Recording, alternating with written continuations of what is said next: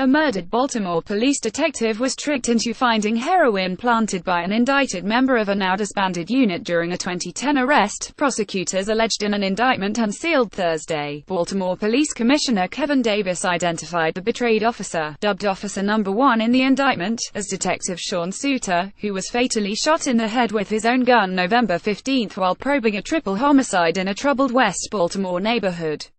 Davis told reporters that Suter was set up by indicted former officer Wayne Earl Jenkins to discover narcotics planted by Jenkins. He added Suter was not involved, in any way, shape or form in the deception. Speaking of Jenkins, Davis said this guy was able to operate with impunity on this police department for far too long. Former Baltimore Police Sergeant Wayne Jenkins is accused of planting heroin during a 2010 arrest. Baltimore Police Department via Jenkins, a former Baltimore police sergeant who is one of the indicted members of Baltimore's disbanded Gun Trace Task Force, is one of 8 Baltimore law enforcers being investigated by a federal grand jury. The elite unit was tasked with getting illegal guns off the streets of Baltimore, but federal prosecutors say they used their position to threaten the innocent, detain people on false pretenses, steal their money, fake police reports, lie to investigators, and defraud their department. Jenkins is currently detained awaiting a January trial on criminal racketeering and fraud charges. If convicted, he now faces an additional sentence of 20 years for the additional charges announced Thursday.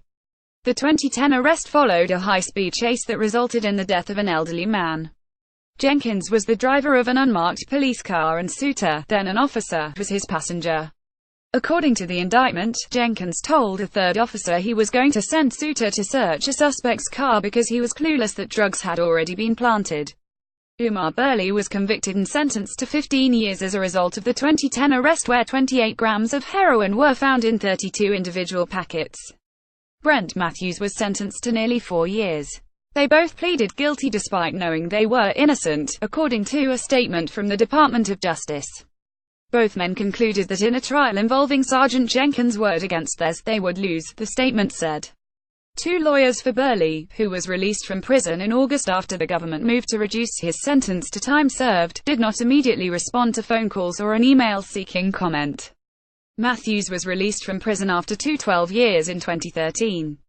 Rumors about Suter's unsolved killing in a vacant lot went into overdrive last week when Davis confirmed that the acting U.S. Attorney and FBI informed him that the detective was gunned down the day before he was to testify in an ongoing probe of the Specialized Gun Recovery Unit.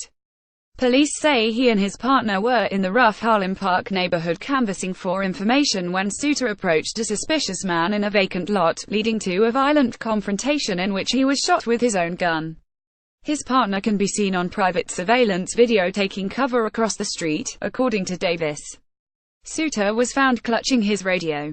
A brief radio transmission indicated he was in distress and his clothes had signs of a violent struggle, according to Davis. Suter died at a hospital a day later. The detective's murder is unsolved. There is a $215,000 reward for information leading to the shooter's arrest. Suter's Wednesday funeral drew thousands of mourners, including numerous law enforcement officials. Mayor Catherine Pugh said his unsolved killing leaves a stain on our city, while Gov. Larry Hogan said the detective lived and died a hero. The Associated Press contributed to this report.